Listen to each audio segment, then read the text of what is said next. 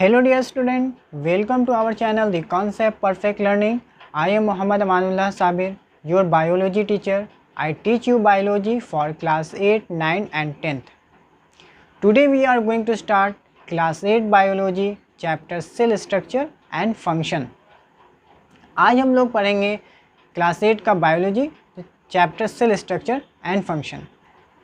लेकिन हम लोग सेल स्टार्ट करने से पहले ये जानेंगे कि बायोलॉजी किसे कहते हैं, बायोलॉजी में किस चीज़ के बारे में स्टडी करते हैं, फादर ऑफ बायोलॉजी कौन है, ये सब जानना हमारे लिए थोड़ा इम्पोर्टेंस रखता है।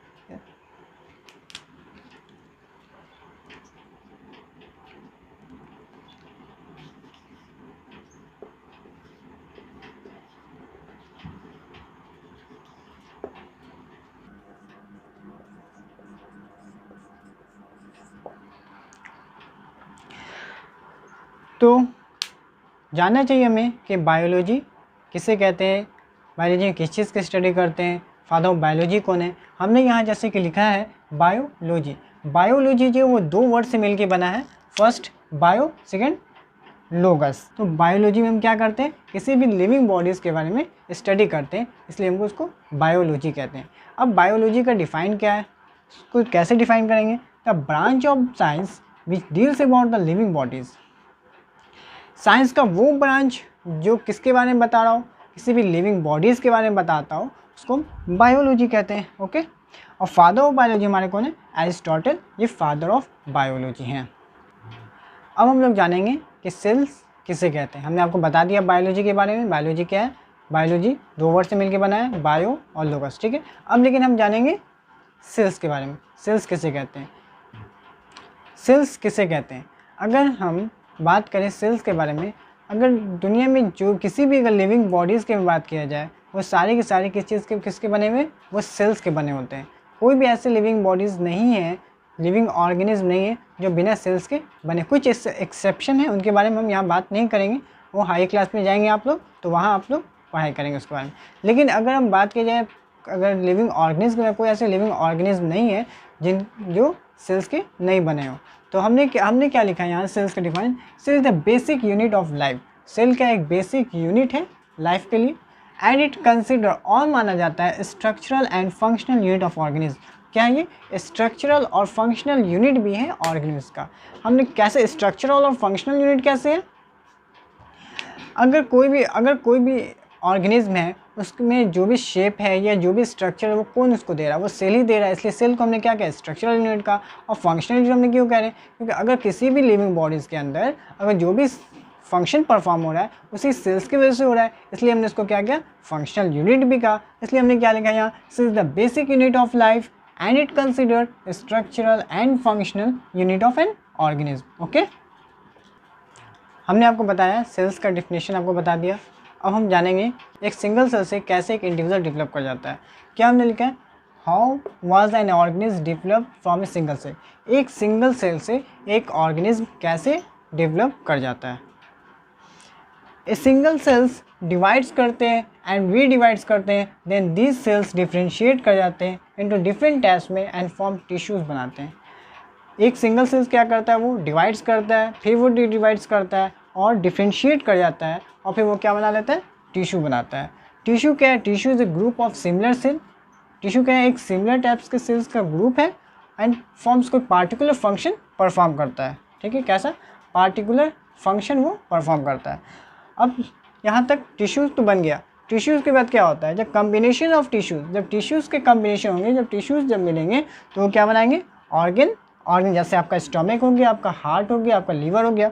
अब क्या होगा, several organ constituent and organ system. जब सेवरल ऑर्गन्स जब मिल जाते हैं तो वो क्या बना रहे हैं, ऑर्गन सिस्टम बना लेते हैं। जैसे मस्कुलर सिस्टम हो गया आपका, digestive system, skeletal system, okay, nervous system है, रिस्पायरेटरी सिस्टम है, और भी सिस्टम है। जब सारे के सारे सिस्टम जब मिल जाते हैं तो वो क्या बना लेता है, एंड एक ऑर्गेनिज्म का डेवलप हो जाता है। और all the organ systems combine together two forms an organism. Okay, अब हम जानेंगे डिस्कवरी ऑफ सेल्स। सेल्स का डिस्कवर कैसे हुआ, किसने सेल्स का डिस्कवर किया, वो कौन सी चीज़ थी जिसकी हेल्प से, जिसकी मदद से ये सेल्स का डिस्कवरी पॉसिबल हो सके। तो हम लोग जानेंगे सेल्स का डिस्कवर किसने किया। Discovery of cells, Robert Hooke ने सेल्स का डिस्कवर किया था। लेकिन रॉबर्ट हुक ने वो कौन सी चीज़ थी जिसके हेल्प से रॉबर्ट हुक ने, वो कौन सा इंस्ट्रूमेंट था जिसके हेल्प से रॉबर्ट हुक ने सेल्स का डिस्कवर किया था? वो कौन सा इंस्ट्रूमेंट था? वो माइक्रोस्कोप था। माइक्रोस्कोप की मदद से उन्होंने सेल्स का डिस्कवर किया था। तो डिस्कवरी यानी माइक्रोस्कोप का किसने डिस्कवर किया? एवी लीवेनहॉक ने माइक्रोस्कोप का डिस्कवर किया था। First simple microscope was invented by A V Leeuwen. सबसे पहला सिंपल माइक्रोस्कोप एवी लीवेनहॉक ने बनाया था। Okay, how did the Robert Hooke discover cells? Robert Hooke ने सेल्स का कैसे डिस्कवर किया? पहले ये जानेंगे कि माइक्रोस्कोप है क्या। माइक्रोस्कोप क्या है? माइक्रोस्कोप एक ऐसा इंस्ट्रूमेंट है जिसकी मदद से आप किसी भी ऑब्जेक्ट को जो आप अपने नेकेड आइज से नहीं देख सकते उसको 40 times, 100 times, 1000 times, 100,000 times, 500,000 times करके आप उसको बड़ा करके आप उसको देख सकते हो। अब हम जानेंगे how did the Robert Hooke discover cells. Robert Hooke ने सेल्स का डिस्कवर कैसे किया? रॉबर्ट हुक ने क्या किया था? एक पीसेस ऑफ कॉर्क लिया था।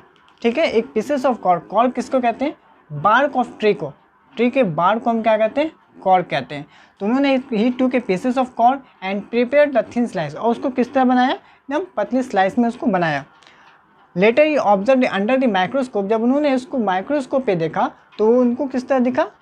The pieces of cork was found to have honeycomb-like structure with a number of boxes like compartment. ठीक है, वहाँ honeycomb-like structure का देखा। किस तरह स्ट्रक्चर था वो?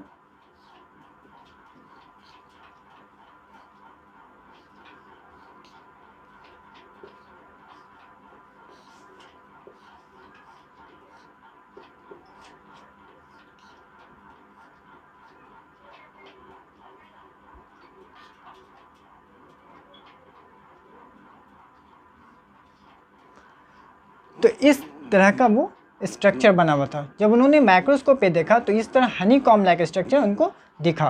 तो उन्होंने क्या कहा? इसको क्या किया? हर एक बहुत सारे इसमें बॉक्सेस थे। ठीक है, हर एक boxes, number of boxes like compartment. उन्होंने क्या किया? ये कंपार्टमेंट का सारे कंपार्टमेंट एक दूसरे से क्या थे? सारे सेपरेट थे। इसी कंपार्टमेंट को रॉबर्ट हुक ने क्या किया? सेल्स का। ओके, तो सेल्स बता दिए। सेल्स किसे कहते हैं? सेल्स का डिस्कवर कैसे रॉबर्ट हुक ने किया? हम लोग डिस्कवरी ऑफ सेल्स जान गए। अब हम लोग पढ़ेंगे organism show variety in cell number, shape and size. अलग अलग ऑर्गेनिज्म अलग अलग में सेल्स के नंबर, शेप, साइज पाए जाते हैं। पहले हम बात करेंगे सेल्स नंबर के अकॉर्डिंग ऑर्गेनिज्म को दो पार्ट में बांटा गया है। First unicellular, second multicellular. तो यूनिसेलुलर किसको कहते हैं? वो organism form by single cell, जो सिर्फ सिंगल सेल्स के बने होते हैं, जो सिर्फ एक ही सेल्स से बने हैं, उनको हम क्या कहते हैं? Unicellular organism.